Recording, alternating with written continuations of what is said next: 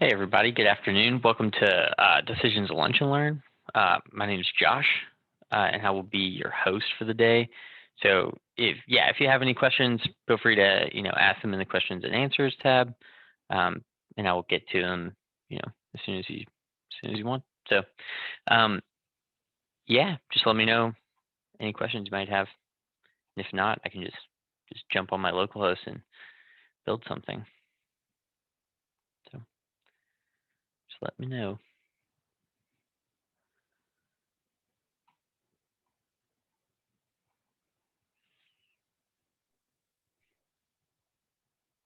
All right, if we have no questions yet,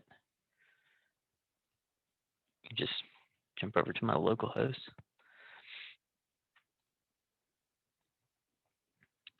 One thing that customers often request is an extension to the accounts table.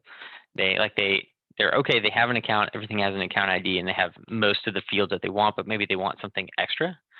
So something I just got a requirement from my customer is an account extension kind of process. So what I'll do is I will build kind of an example of that on my local, just to get the idea. This is kind of like a working session for me, honestly, because I'm not sure how this is going to work out or how it's going to work. But I know one thing is I need an extension to the account. So what I'm going to do is I'm going to call this, I'm going to make a database structure. I'm going to call it account profile. The first thing I need in here is an account ID. If I'm going to link these one-to-one, I'm going to need to put some kind of primary key, foreign key relationship between the two. So we have the account structure, and then we have this account profile sitting kind of off to the side. I'm going to change this to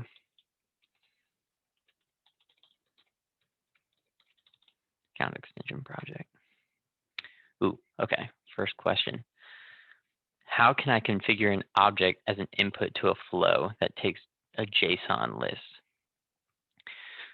So Jeff, do you have an example of the JSON that you're looking to submit? Or do you need like the object structure as kind of like your input, like that vague object as an input? This is the JSON. Okay, cool. So I guess what we would need to do initially is create a type from the JSON.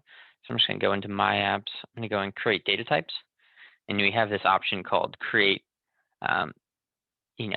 Create a object from JSON, XML, or CSV. So we just need to create types from JSON. So once we have that, you can kind of paste your JSON in here, give it a name. So I'm guessing it's something like result JSON. I'm just gonna make something up, and then it says invalid character. Expect a. Oh, sorry, I put ellipses in there for the guys to. Oh, okay. Oh, I see. It's like these. Yeah. Gotcha. Well, this is essentially, this is how you would do it. You would kind of have something in here. Say this is the JSON. I'm going to clean it up for you. Got path. I think you need like a.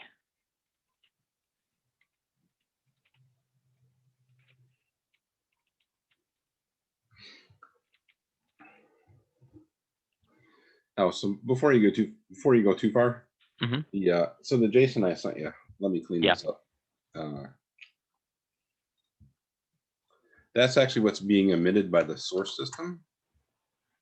So by the source system. Yeah, the system that's sending us the API request. Oh, this is what you're getting back? Yeah. Okay. So really, I need to be able to force decisions to take that as an input as it is. Take that string as an input? Well, this is a JSON object. Just like this. Yeah. So, and really it's a list of lists, which makes it. Oh, okay. Gotcha. It does make it kind of hard. Yeah, a list of lists. whatever I guess you would need to do is you need to kind of get it into a decisions type.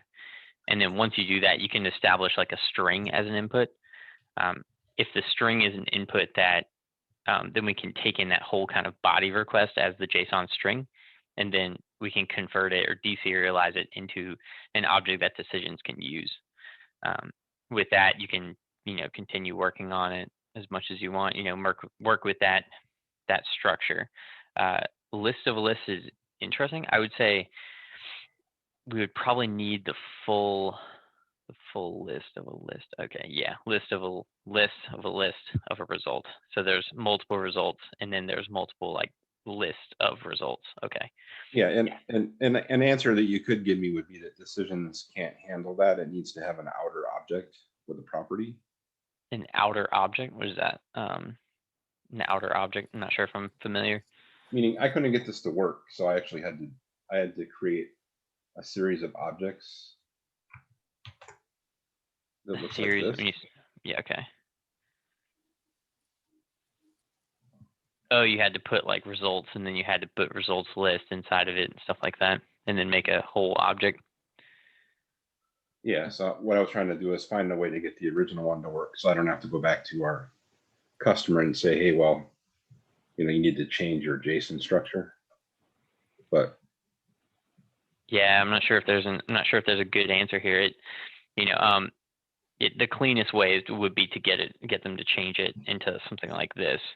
The other way would be some kind of string manipulation if you'd want to, that you could just take it in as a string, and then you can use it however you want to interpret it. But list of lists are going to be tough there. It's going to be a lot of string manipulation. So okay. Yeah. I hope that helps. Well, it gives me an answer. Yeah. This was a long time ago, and I had a similar structure where it was a list of a list, and I found that decisions just didn't handle that in a way that was usable. And I think Josh is right. Either string manipulation, or if possible, having the structure just modified to look like what you put in that open question, where results has a property name and result list is a list of results. Okay. What happened was it kind of like instead of using instead of actually generating a structure that was a list of a list, it sort of gave a structure that was like the properties of a list type itself. So that's why it was kind of unusable, at least not directly. Okay. All right. Well, thanks. Yeah, no problem.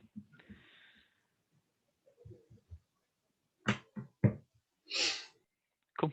Yeah, anybody else got anything? If not, I can go back to what I was kind of building on my own.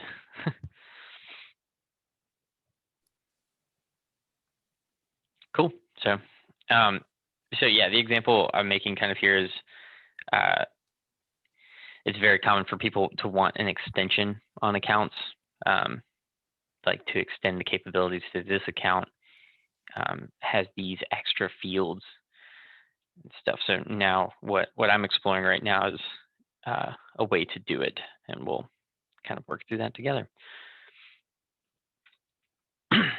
So let's see, I'm going to call this account profile.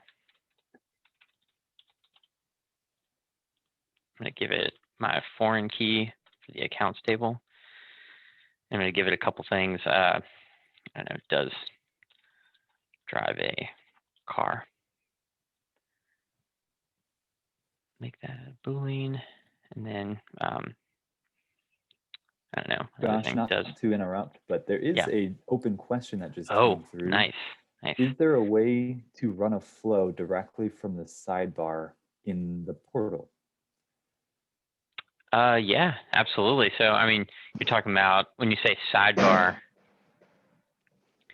you're talking about up here, right? Or anywhere in this kind of folder tree, right? Up towards like where it says inbox more than their inbox. Yeah, absolutely. So, I mean, any kind of flow you have, you can always, I think it's called manage, maybe edit. yeah, publish to workflow catalog. So you can pub it to like default or something like that. Just flow. I think once you refresh, you get this like run flow button right here that I can do to run my flow. So is that helpful? Okay.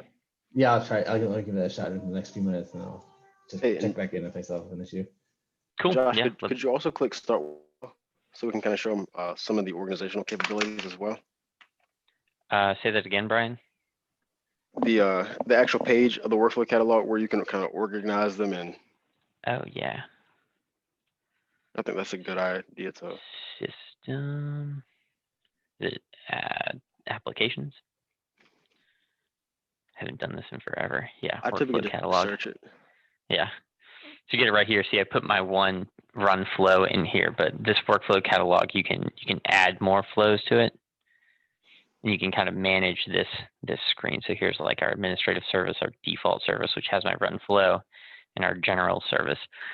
These are just given to you, but you can also just add catalog item, add a run flow to use and stuff like that. So I can just go ahead and add catalog item, add run flow, and then I can pick a flow to be able to run up there at the top. So I'll pick this assignment flow, call it create task, and just hit add, and you'll see I now have a new general kind of tab, and I can have a task. Anything in this workflow catalog can be kind of can be enhanced. Like you can add another folder, you can start kind of organizing your flows and your operations in this manner. Cool. Joshua, does that kind of solve your question? Is there anything else? Yeah, thanks. No, I think I clicked on the folder and added the folder to to the workflow. Yeah, and then that gave me this whole. So now I have to figure out how to delete the with the whole folder from the workflow catalog. I think you can come in here and delete folder category, and that should be fine too. Oh yeah. I think I have the folder and I have the flow in there. So if I just take delete service catalog item, I think. Oh yeah, delete service catalog item. Yeah. Yeah, I think I should be in business. Yep. Sounds good. And that'll help you better organizing your flows up there. Great. Thank you very much. Cool. Yeah, no problem. All right.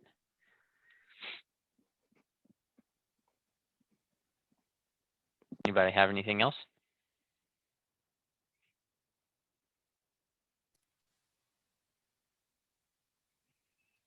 Cool. Okay. Okay, we'll go back to this account extension. I'm gonna say does ride a bike. I guess that's another kind of feature of a person. And we'll just keep it at that. So now we have a database structure called account profile in my folder over here. So what I'm probably going to do is I'm going to link it to every one of the accounts. Oh, Jeff, it seems like you have another question. Okay. When you iterate over a collection of objects with a foreach step, if you modify a property of an item object, it modifies the item in the original collection, which I think is good.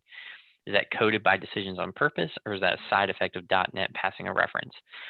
I think I know what you're talking about here, and I think so. It modifies the item that you're iterating through, modifies the property of the item. So that item is being iterated through, and you're just operating, or you're modifying a field of it, right?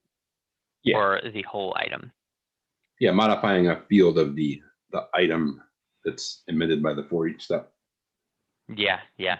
And then on the end of it, you would have like a modified kind of a list of the modified items, right?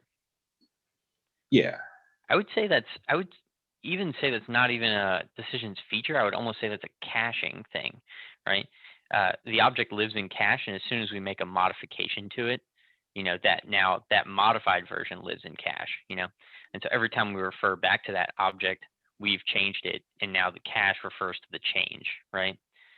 If you were to go to iterate through, the item and just change the item and just keep iterating through, like not even putting it into a new list or anything, it would just refer back to that cached object, cached version of the object.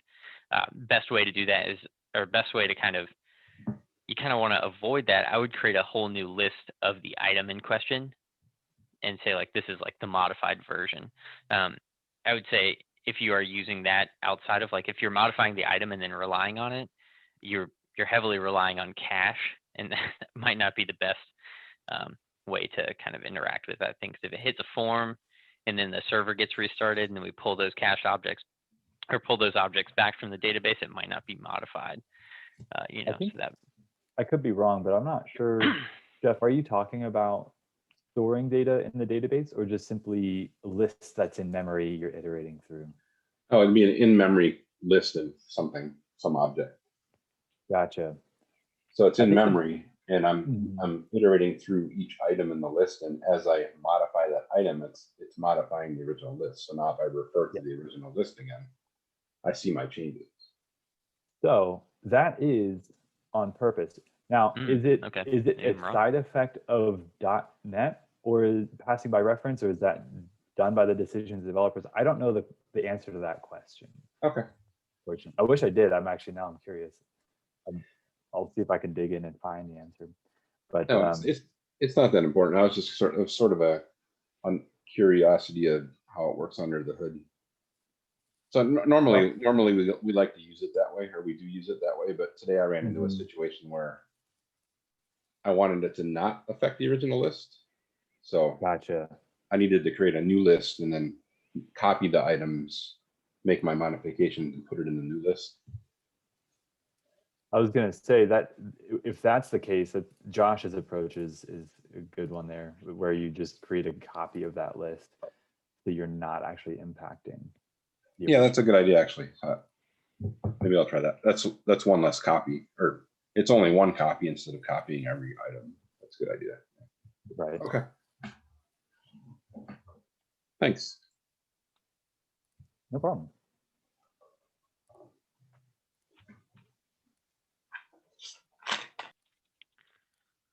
Okay. Anything else?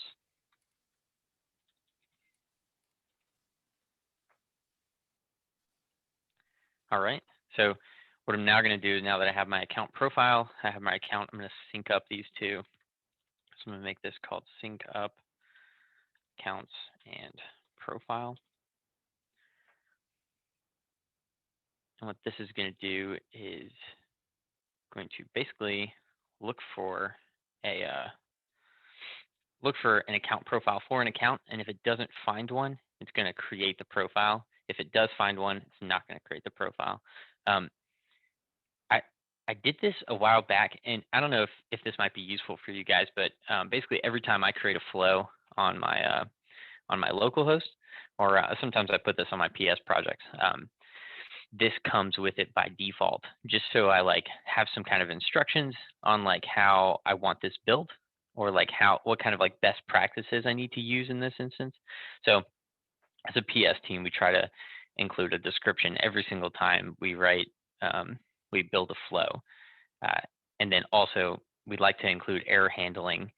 And if this is a part of a subflow and doesn't necessarily need error handling, we typically like to put this so there's a notice that says, you don't need error handling for this. This is a subflow. So this is to better just help us build better products. So what I did to do this is I went down to the system settings, designer studio settings. Where's that at?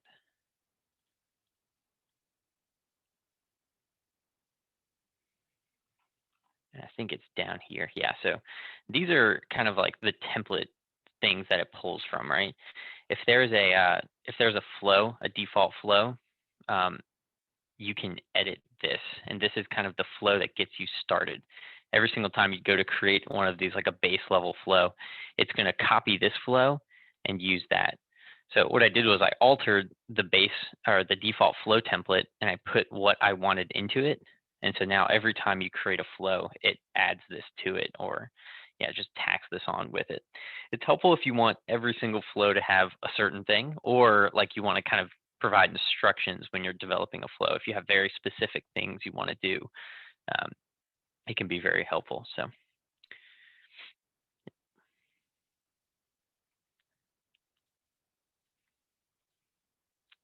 So sync up accounts and profiles. So what I'm going to do is I'm going to fetch my accounts.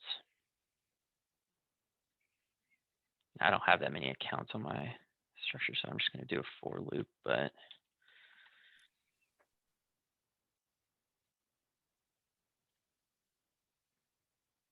do a for each.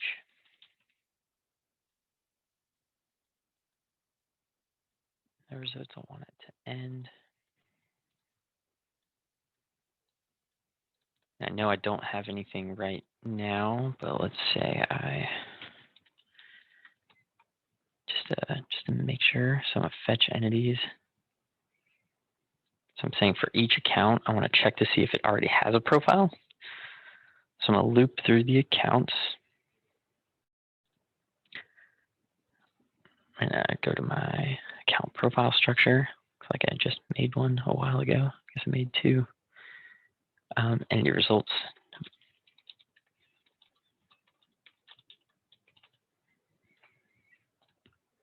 And I want to make sure this is one-to-one my account profile with my accounts entity structure. So I'm going to do this show path for one result. And what I would do once I start building this out, actually, if I have results, like if there's two or more for each account, I actually want to cast an error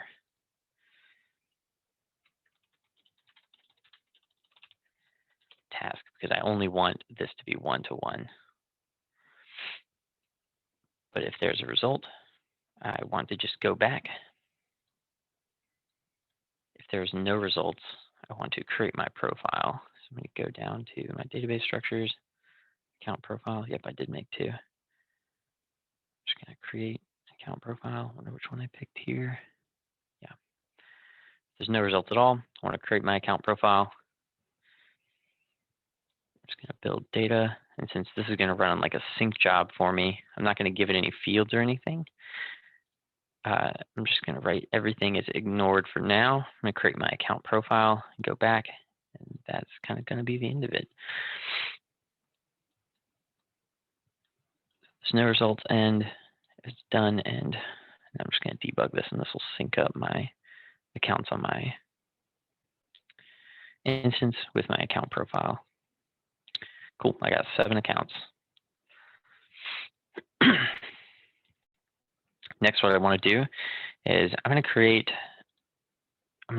actions on these to be able to like edit it and to be able to do some more things on it. Next thing I kind of want to do is I want to link it exactly one-to-one on a report with I want to link these two together. So what I'm going to do is I'm going to create a relationship between the two. So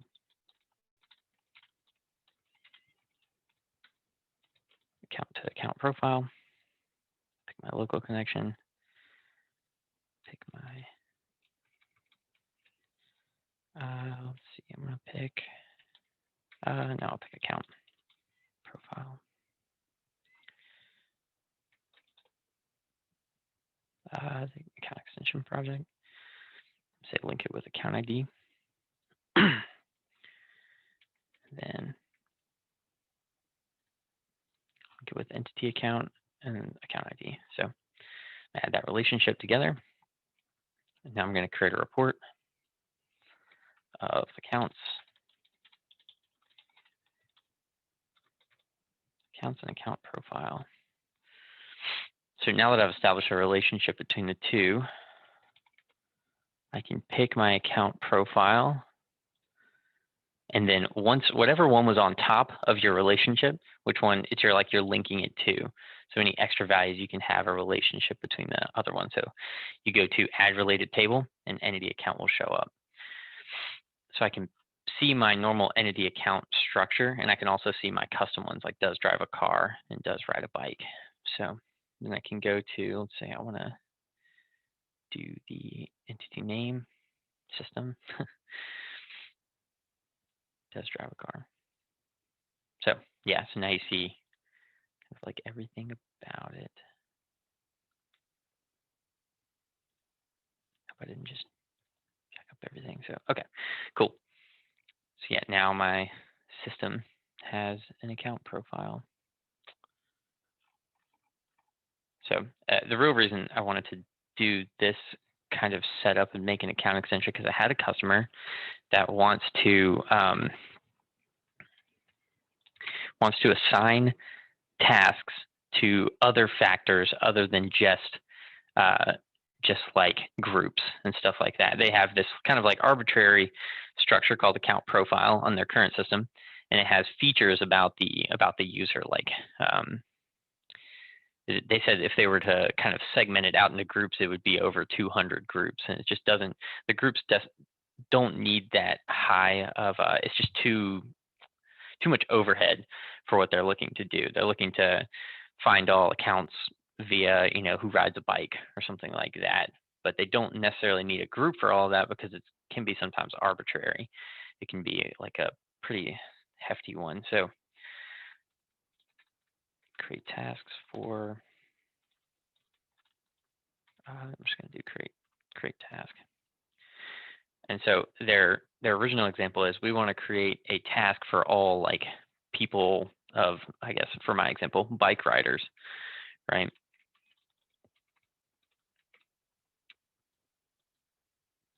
So essentially, instead of picking someone in here, let's see, I'll switch it to assigned. Instead of picking someone here, picking a group here, they want to be able to essentially pick a group of people via like this section, because they want it to be a little bit dynamic. They don't want to have a group. And so the immediate recommendation was to create converter flows for these. So I can create a converter flow. Get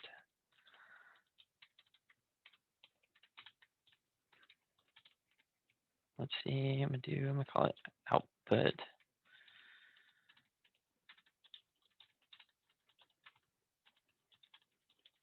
I'll put all accounts that ride bikes. Converter flows are super useful when you want to kind of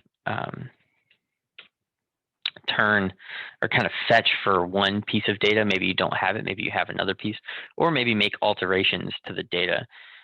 So what I'm going to do in here is I'm going to have it take in no inputs, but what I'm going to have it do is output a list of account IDs for my assignment.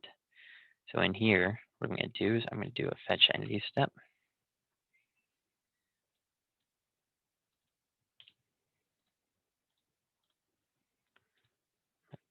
I'm going to fetch account profile. Hopefully I use the right one.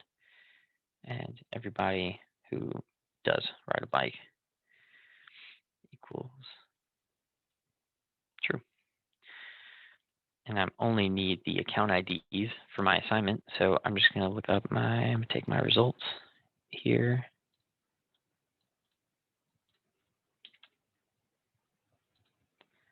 I take my entity results, and all I need is my account IDs. So I'm going to do that. Close and save. And now on my task list, if I were to go into the assignment setup, I see this accounts and groups. Basically, I would want to run a converter flow that outputs all bike account IDs.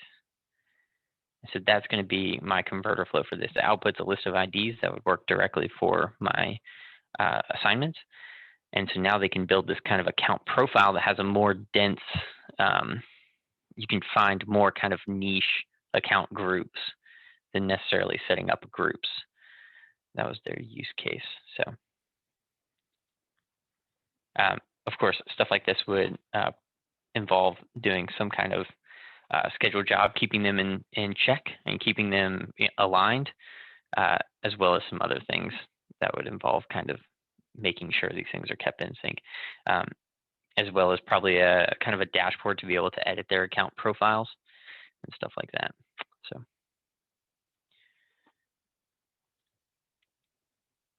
all right.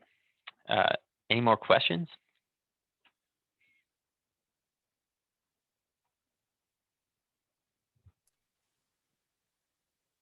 All right. If not, that's completely fine. I'll just keep working on this.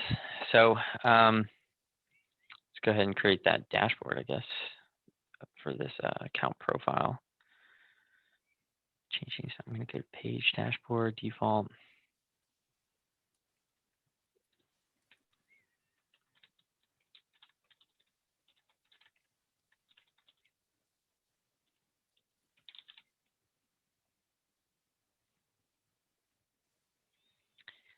Okay, account profile management.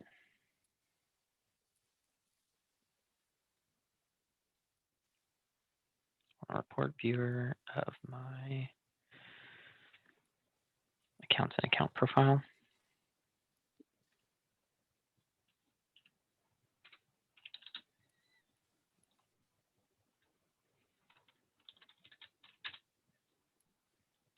Now I'm going to put a label.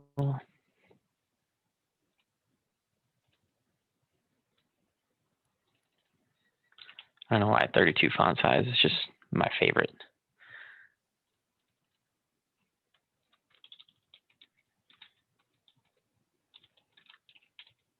A good font size, Josh. Yeah, I agree. And then I'll save, and now I have this account profile page. So I'm going to go ahead and add a folder.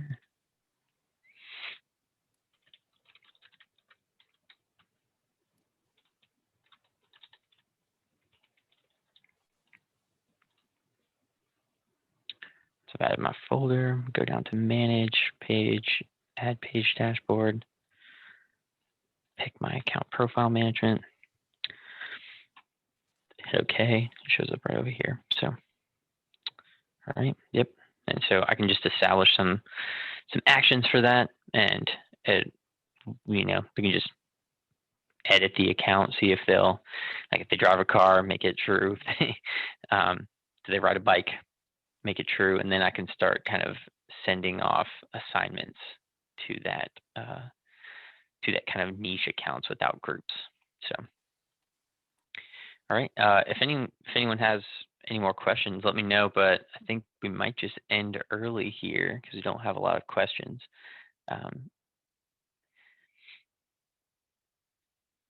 Last call.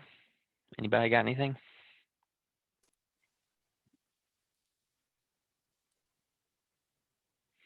What's your favorite color? What's up? What's your favorite color? My favorite color is blue. So yeah. Good to know. You should next time put that in the questions panel.